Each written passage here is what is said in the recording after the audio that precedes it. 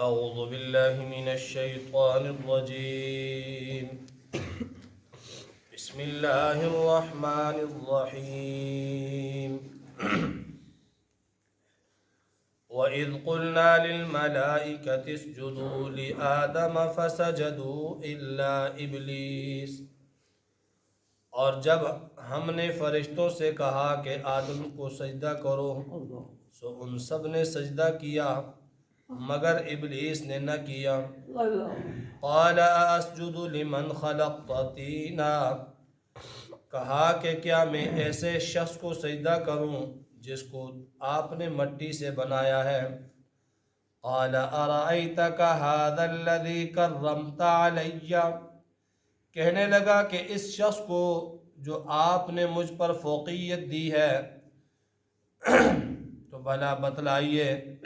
لئن اخرتنی الی یوم القیامہ.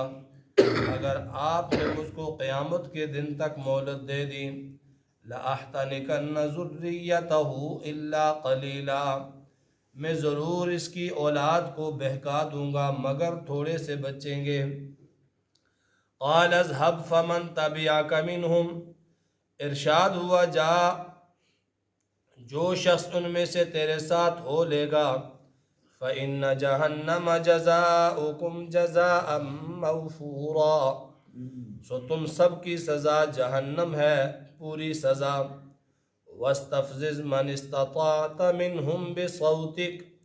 اور ان میں سے جس پر تیرا قابو چلے تو بلا لے اسے اپنی چیخ و پکار سے. واجلب علیہم بخیلک.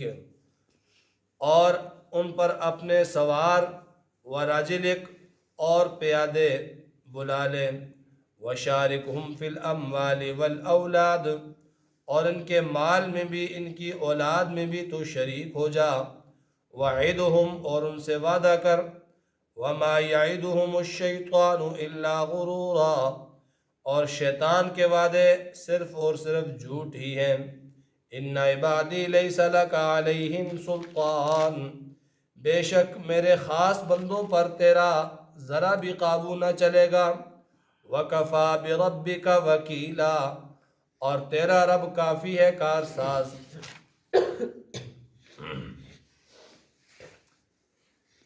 ان آیات میں اللہ تعالیٰ نے تخلیق آدم کے وقت جو شیطان کے ساتھ مکالمہ ہوا اس مکالمے کا ذکر اللہ تعالیٰ نے ان آیات میں کیا. قرآن پاک کے اندر 4 مقامات پر اللہ تعالیٰ نے مختلف انداز میں اپنا اور شیطان کا وہ مکالمہ جب آدم علیہ السلام کو پیدا کیا تھا وہ مکالمہ ذکر کیا ہے.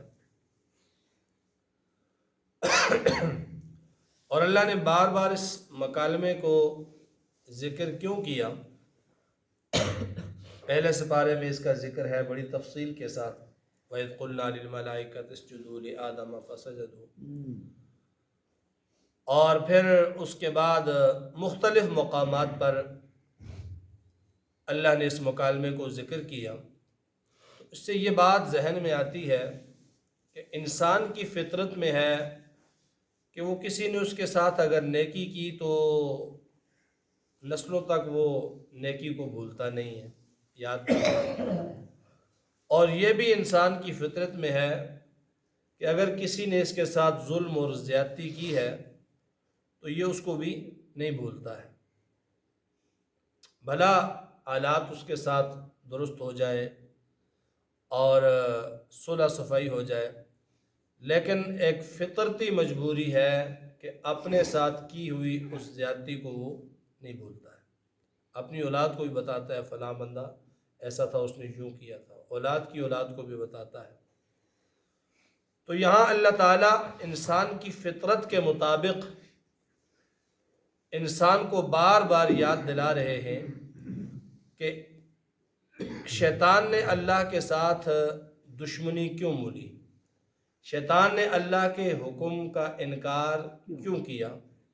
تو اس کی وجہ میں اور آپ ہیں، ہماری تخلیق ہے۔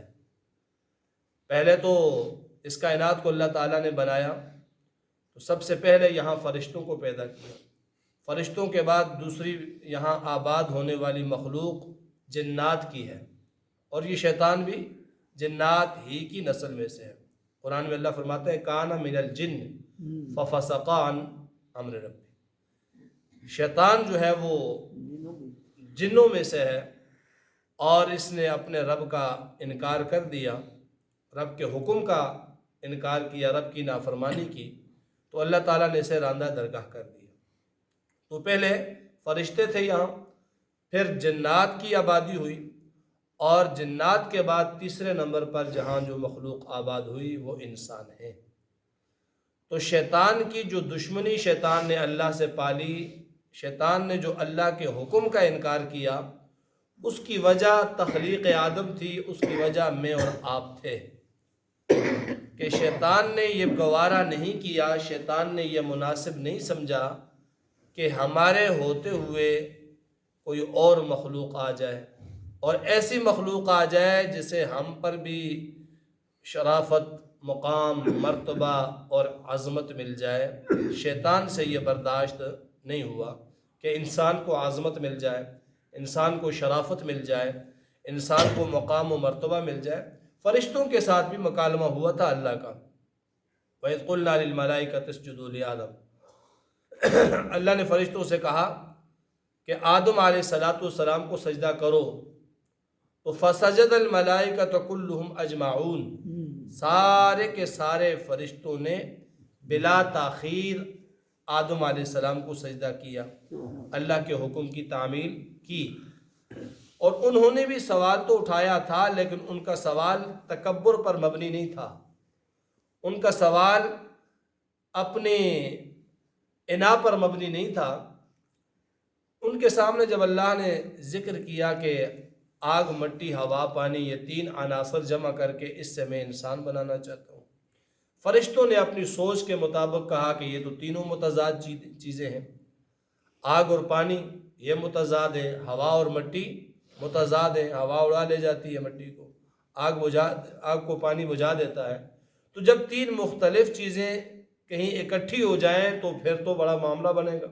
اس لیے فرشتوں نے کہا تھا نحن نسبح بحمدک ونقدس لک ویسفک الدماء، کہ ہم تو تیری تسبیح و تحمید بیان کرتے ہیں، اور وہ جو انسان یا اللہ تو بنانے جا رہا ہے وہ جن چار عناصر سے بنا ہے وہ چاروں متضاد ہیں، اور جب وہ ایک جگہ جمع ہوں گے تو وہ بڑا فساد پھیلائیں گے۔ یہ فرشتوں نے کہا تھا۔ تو اللہ نے فرمایا انی اعلم ما لا تعلمون، جو میں جانتا ہوں وہ تم نہیں جانتے۔ فرشتوں نے کہا آمنا وسلمنا وصدقنا، تیری بات ہم مانتے ہیں، تسلیم کرتے ہیں اور اس کی تصدیق کرتے ہیں۔ لیکن شیطان اکڑ گیا، تکبر کا مظاہرہ کیا، اس نے کہا جی میں کیسے جو ہے وہ اس انسان کو سجدہ کروں، کیسے گوارا کر سکتا ہوں۔ بعض روایات میں آتا ہے کہ یہ زمین پہ بھی اتر کر عبادت کرتا تھا شیطان، اور آسمان پہ چڑھ کے بھی عبادت کرتا تھا، فرشتوں کی معیت میں رہتا تھا۔ تو اس کے دل میں بس وہ آ جاتا ہے، تکبر کا کیڑا وہ آ گیا، اور اس نے کہا جی میں کیسے سجدہ کروں۔ اللہ تعالیٰ نے فرمایا میرا حکم ہے، اس نے کہا نہیں کر سکتا سجدہ۔ خلقتنی من نار وخلقتہ من طین، مجھے تو پیدا کیا آگ سے اور آدم کو پیدا کیا مٹی سے، بھلا آگ کبھی مٹی کے آگے جھکی ہے؟ مٹی تو پاؤں میں روندی جانے والی چیز ہے، مٹی کے اوپر لوگ چلتے ہیں، مٹی کے اوپر انسان اور حیوانات، جانور بول و براز کرتے ہیں، آگ کے تو قریب کوئی نہیں جا سکتا، آگ تو شعلہ ہے، وہ تو بلند ہونے والی ہے، بھلا بلندی پستی کو کیسے سجدہ کرے؟ شیطان کا لاجک یہ تھا کہ میں اعلیٰ ہوں، اس نے انکار کر دیا کہ میں سجدہ نہیں کر سکتا، آدم کو میں سجدہ نہیں کروں گا۔ قال اسجد لمن خلقت طینا، الٹا کہنے لگا کہ کیا میں سجدہ کروں اس کو، لمن خلقت طینا، جس کو آپ نے مٹی سے بنایا ہے، کیا میں اس سے سجدہ کروں؟ تو انسان کی ابتدا کیا ہے بھائی؟ مٹی ہے، مٹی سے اللہ نے بنایا ہے۔ اور یہ کہاں بنایا ہے؟ اللہ تعالیٰ نے اسے جہاں بھی بنایا ہے، بنانے کے بعد جنت میں لایا ہے۔ اور مٹی جو ہے وہ مٹی ہی ہے، اس کے اندر اللہ نے روح پھونکی تو یہ کامل انسان بن گیا۔ اور جب روح نکل جائے گی پھر کیا بن جائے گا؟ مٹی۔ کل شیء یعود الی اصلہ، ہر چیز اپنے اصل کی طرف لوٹ جاتی ہے۔ جب تک درمیان میں روح ہے اور روح اور بدن کا رشتہ ہے تو وہ انسان ہے، یہ اشرف ہے، اعظم ہے، اکرم ہے۔ اور جب وہ روح نکل گئی تو دوبارہ پھر کیا ہے جی؟ مٹی ہے، بس وہ یہ مٹی میں مل جائے گا۔ تو شیطان نے کہا کہ مجھے تو پیدا کیا آگ سے اور آدم کو مٹی سے، اسجد لمن خلقت طینا، کیا میں سجدہ کروں ایسی مخلوق کو جسے تو نے مٹی سے بنایا؟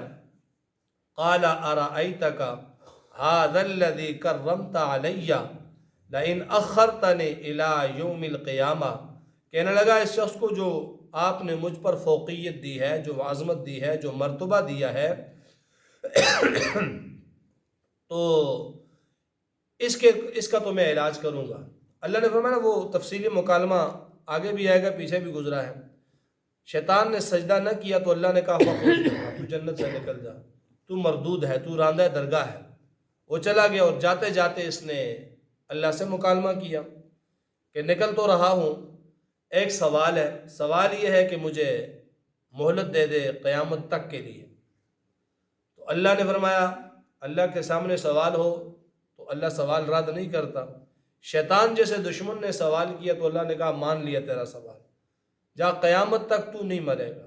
تو جاتے جاتے اس نے کہا کہ میں جو ہے وہ تیرے ان بندوں کو اور تیرے درمیان آ جاؤں گا، لَأَحْتَنِكَنَّ ذُرِّيَّتَهُ، میں آدم کی اولاد کو گمراہ کروں گا، بہکاؤں گا، آگے سے آؤں گا، پیچھے سے، دائیں سے، بائیں سے، اوپر سے، نیچے سے، مزین ہو کر ہر طریقے سے میں آؤں گا۔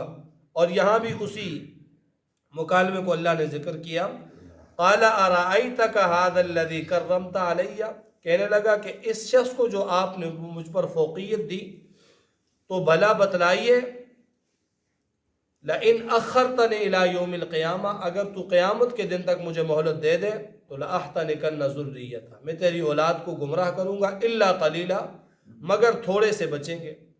اور شیطان کو اللہ تعالیٰ نے مہلت دے دی اور ساتھ میں شیطان کو اختیار دے دیا، قوت اور طاقت دے دی کہ یہ انسان کے ذہن میں وسوسے ڈال سکتا ہے۔ حدیث میں آتا ہے شیطان انسان کے اندر ایسے چلتا ہے اور جس طرح کے رگوں کے اندر خون چلتا ہے۔